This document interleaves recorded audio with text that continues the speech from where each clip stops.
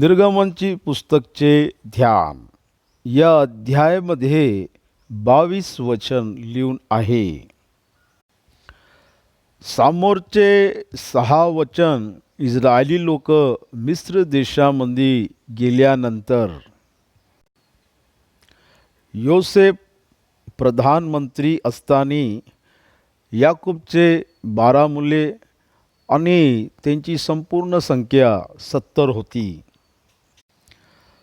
त्या लोकांचे मिस्र देशामध्ये प्रवेश करायचे विधान 8 वचनपासून तर 14 वचनपर्यंत मिस्र देशामध्ये इस्रायली लोकांचे दासत्व कसे होते ते इथं लिहून आहे. 15 वचनपासून ते शेवटीचे 22 वचनपर्यंत फारोची आज्ञाच्या अनुसार मुलगा जन्म घेतले असेल तर त्याला मारायची आज्ञा होती. 2 इब्रिया सुईण होत्या. एकीचे नाव शिप्रा व दुसरीचं नाव पुवा. हा दोघाही मुलगाचा जन्म झाले तर त्यांना लपवून ठेवायचे. राजाच्या आज्ञाच्या विरोधामध्ये जाऊन इस्रायली लोकांचे ह्या लोकांना बरे केले. याकरिता परमेश्वरानं त्या लोकांना आशीर्वादित केले. याचे विवरण आपल्याला याच्यामध्ये दिसतो. निर्गमन इस्रायलच्या इतिहासामध्ये फार मोठे पुस्तक आहे. देव त्या लोकांना बंदीतून सोडवणे, त्या लोकांना आपली प्रजा बनवणे आणि त्या लोकांचा एक राज्याचं निर्माण करणे, त्या लोकांच्या मधामध्ये निवास करायचे संकल्प घेतणे, त्या लोकांना संपूर्ण जगासाठी आशीर्वादित करायचे संकल्प घेतणे. उत्पत्तीची पुस्तक आणि निर्गमनची पुस्तक याच्या मधामध्ये एक विशेष काळ आहे. 430 वर्ष अब्राहमची संतान मिस्र देशामध्ये राहतील म्हणून सांगण्यात आले आणि याच्या मधामध्ये विराम असताना मोशेचे जन्म होतवरी त्या परिस्थितीला लिहायला लावले.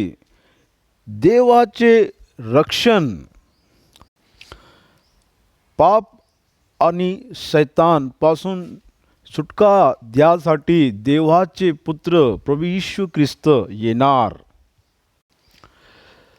मिस्र देशाचे बंदित्व आपल्याला एक उदाहरण दिसतो.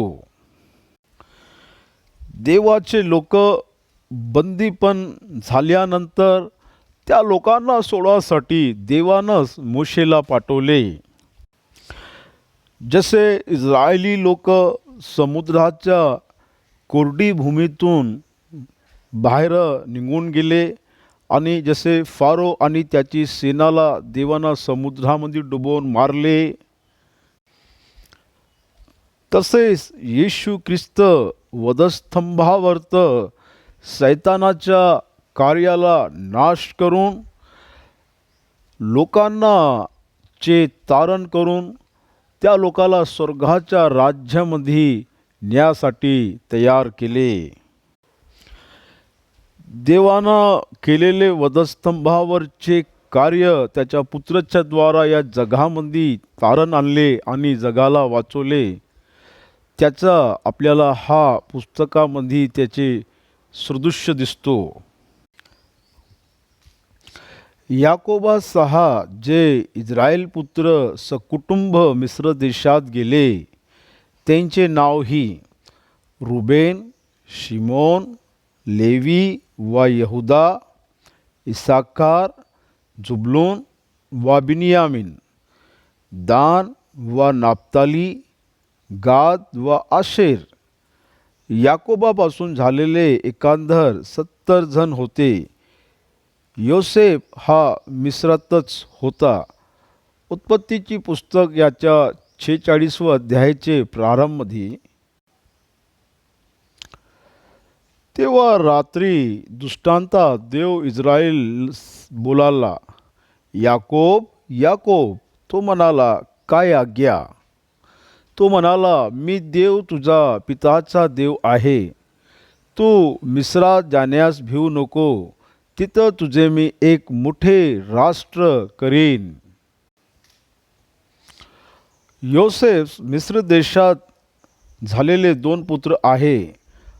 आणखीन 2 जण मिळून एकंदर याकोबाचे घराण्यातील मिस्र देशात 70 जण होते.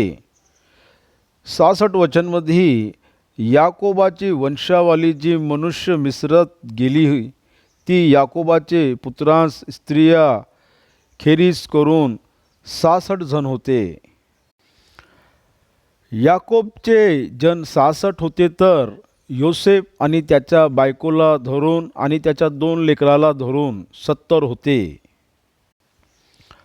याकोबची बायको लेहा, तिच्याद्वारा 33 लोकांना तो जन्म दिला.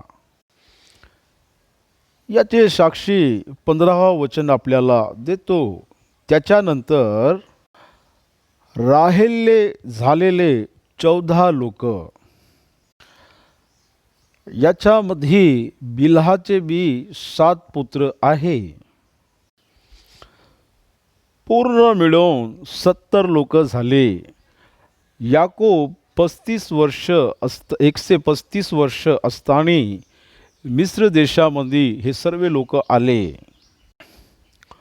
योसेफ मरण पावला आणि योसेफचे सर्व मोठे भाऊ पण मरण पावले. त्याच्यामध्ये लेवी होता. लेवीचा पुत्र कहत होते. कहातचे पुत्र अमराम होते आणि अमरामचे पुत्र मोशे.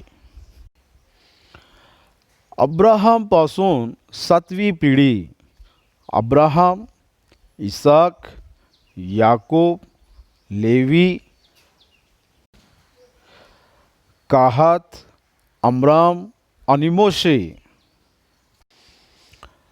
याकोबसोबत 70 लोक मिस्र देशामध्ये प्रवेश करून ते लोक रामसेस नावाच्या जिल्ह्यात गोशेन प्रदेशामध्ये त्या लोकांचे निवास होते.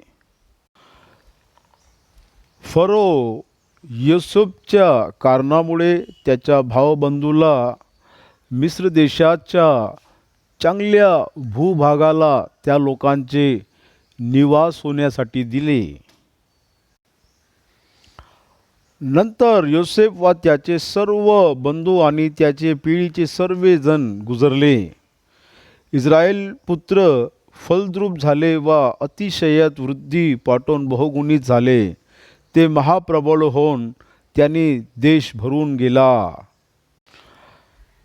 देवानं अब्राहामसोबत केलेले करार इथे पूर्ण झाले.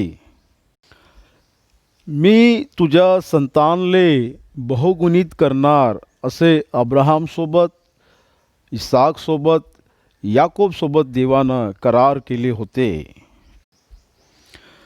यासाठी इस्रायलची संतान असंख्यानं वाढली. त्या लोकांची फार वृद्धी झाली आणि ते लोक पुष्कळ झाले.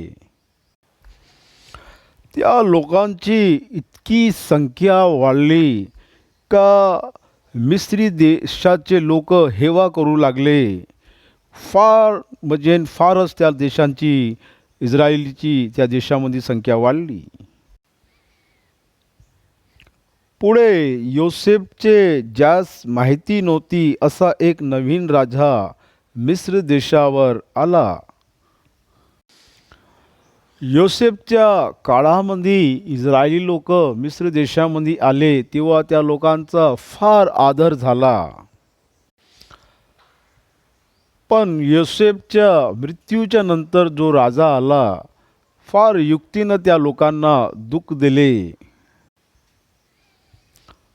तो आपल्या लोकांस म्हणाला, पहा, या इस्रायल वंशाचे लोक आपल्यापेक्षा संख्येने वा बलाने अधिक झाले आहेत. स्थानिक मिस्र देशाचे लोक असले तर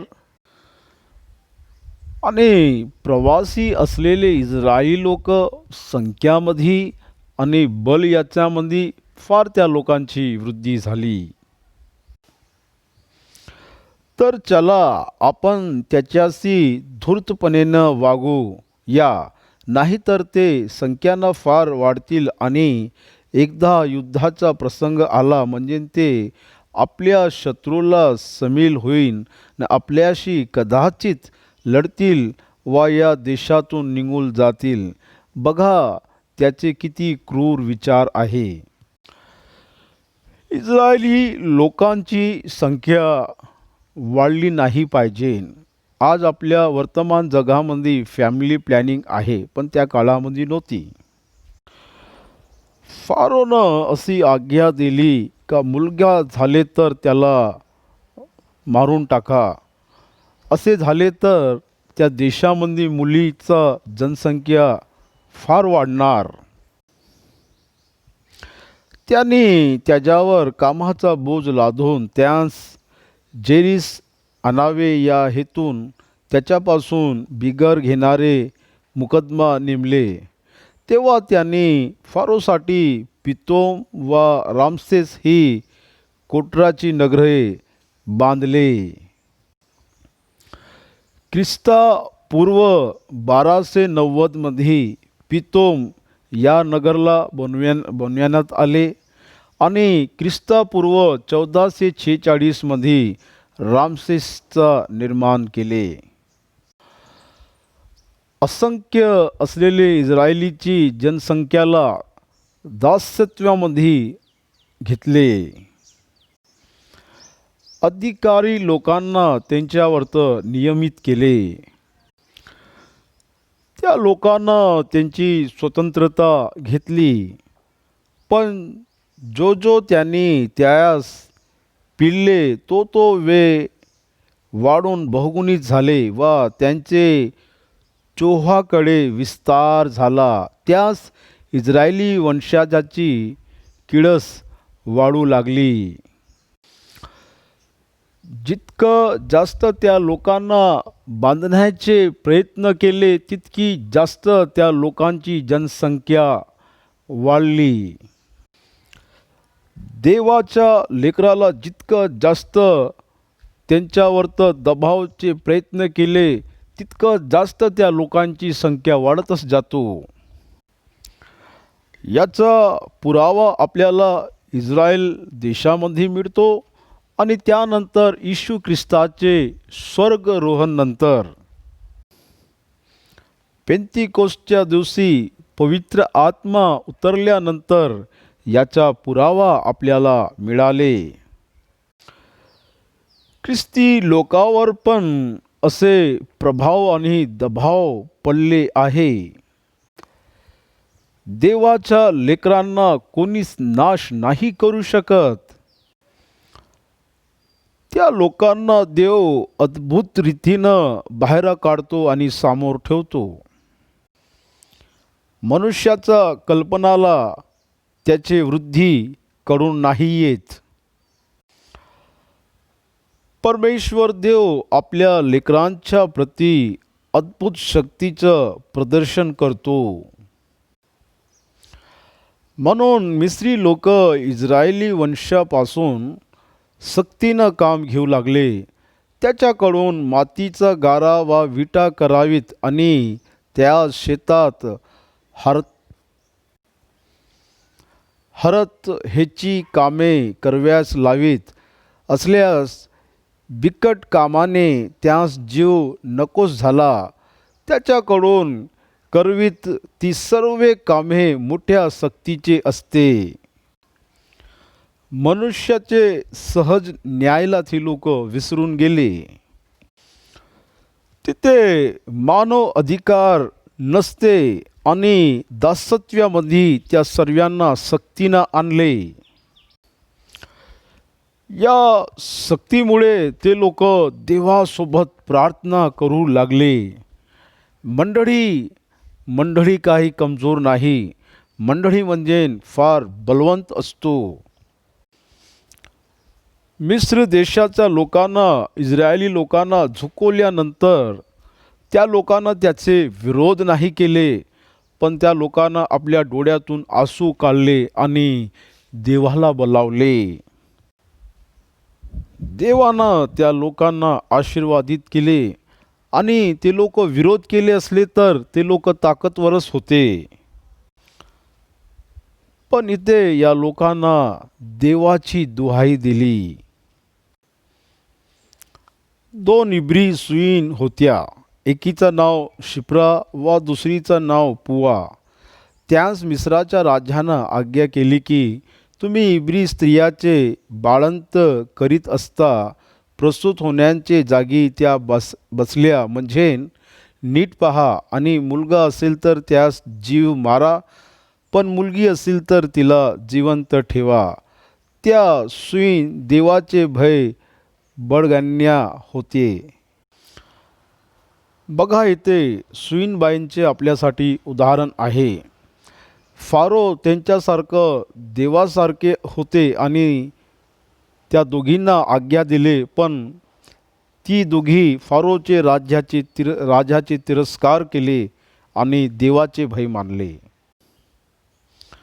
म्हणून त्यांनी मिस्री राजाच्या हुकूमप्रमाणे ना करिता नर बालकासही जिवंत राहू दिले. तेव्हा मिस्रीचे राजानं त्या सुईणेस बोलावून विचारले, तुम्ही हे काय करिता? नर बालकांस का जिवंत राहू देता? त्या सुईण फारोस म्हणाला, इब्री बायका काही मिस्री बायकाप्रमाणे नाहीत, ते फार जमोदर आहेत आणि सुईण जाऊन पोचण्यापूर्वीच त्या प्रसूती होतात. याबद्दल देवानं त्या सुईणचे कल्याण केले. इस्रायली लोक तर बहुतपाट वाढून फार प्रबल झाले. त्या सुईणी देवानं भय बळगण्याचे होते म्हणून त्यांना त्यांची घरणी वाचवली. तेव्हा फारोनं आपल्या सर्व लोकांस आज्ञा केली की इब्राहांस होतील तेवढे सगळे मुलगे नदीत टाका आणि होतील तेवढे सगळ्या मुली जिवंत ठेवा. बघा, इथे येशू ख्रिस्ताच्या जन्माच्या नंतर हेरोदनं पण अशीच आज्ञा दिली होती. मत्ते शुभवर्तमान याचा 2 अध्याय 16 वचनच्या नुसार, तेव्हा माघी लोकांना आपणाला फसवले हे पाहून हेरोद अतिशय रागवला आणि जो काळ त्यानं माघी लोकांपासून नीट विचारून घेतला होता त्या काळाप्रमाणे त्यानं बेतलेमात व त्याचे सर्व सीमात जे 2 वर्ष व त्यातून कमी वयाचे बाळक होते त्या सर्वांस माणसे पाठवून त्याच्याकडून जीव मारवले. रामा येथे रडणे व मोठे आकांत याचा शब्द ऐकण्यात आला. राहेल आपल्या मुलाकरिता रडत आहे आणि ती नाहीत म्हणून ती संतावना पावणे, असे जे यिर्मिया संदेष्टाच्या द्वारा सांगितले होते ते समय पूर्ण झाले. येशू ख्रिस्ताच्या जन्माच्या संदर्भात हेरोदनं लहान बाळाला मारून टाकले, तसेच इथे पण लहान बाळाला मारून टाकत आहे. आपण हा अध्याय बघताना मिस्र देशावर भयंकर न्याय येणार आहे. परमेश्वर देव मिस्र देशाचे प्रवर्तन जे इस्रायली लोकांसोबत करून राहिले ते स्वर्गातून बघत आहे. परमेश्वर देव त्यांच्यावर दया करून अब्राहम, इसाक, याकूबच्या कारणामुळे त्यांच्यावर आपले अनुग्रह करतच आहे. याकूब आणि याकूबची संतान मिस्र देशामध्ये जात असताना ते लोक राजकुमार सारखे होते, मोठे वैभवनं गेले होते. पण काय काळानंतर त्यांची परिस्थिती इतकी भयंकर झाली का ते लोक दासित्व आणि गुलामसारखे झाले आणि दीनत्वामध्ये आले. हे सर्व देवाचे वचन पूर्ण होवासाठी घडून राहिले. उत्पत्तीची पुस्तक याच्या 15 अध्यायाच्या अनुसार अब्राहामनं विशेष करून हे दर्शन बघितले जेव्हा त्याला गाढ झोप आली होती. परमेश्वर अब्राहामस म्हणाला, हे निश्चय जाण की तुझी संतान स्वतंचे नवे असे देशात उपरी जाऊन राहील व तिथल्या लोकांचे दास्य करील आणि ते लोक 400 वर्ष त्याला छेडतील.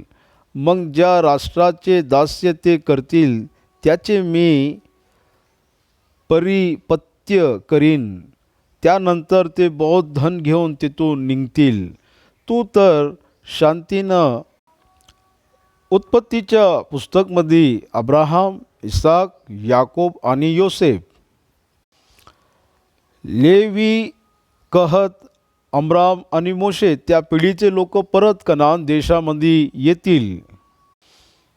यासाठी देव पहिला अध्यायामध्ये इस्रायली लोकांना दास्तोमध्ये ठेवून त्या लोकांसाठी रक्षण आणि रक्षणकर्ता, आनंद आणि स्वतंत्रताची प्रमुखता, त्या लोकांना बहुपरिस्थितीला करण्यासाठी दास्तीमध्ये देवानं ठेवले. देवानं त्या लोकांना एका भट्टीमध्ये ठेवल्यासारखे ठेवले. मिस्र देश एक भट्टीसारखे आहे आणि एक भट्टी म्हणले तर भट्टी जळतच असते. अशा परिस्थितीमध्ये ते लोक देवासोबत विनंती करताना आपल्याला दिसतो. दुसऱ्या अध्यायामध्ये मोशेचा जन्म संभव झाले. मोशेचं देवानं रक्षण कसे केले, देवानं कसं येशू ख्रिस्ताला मिस्र देशामध्ये घेऊन जाऊन त्यांचे रक्षण केले. तो या जगाचा तारणकर्ता होता. मोशे पण बाळावस्थामध्ये मिस्र देशामधूनच आले. मिस्र देशामध्ये मोशे जन्मल्यानंतर त्या देशाची परिस्थिती का होती आणि देव त्याचे कसे रक्षण करत आले आणि त्याची रक्षा केले, याला आपण बघणार. इथे 1वा अध्याय संपतो.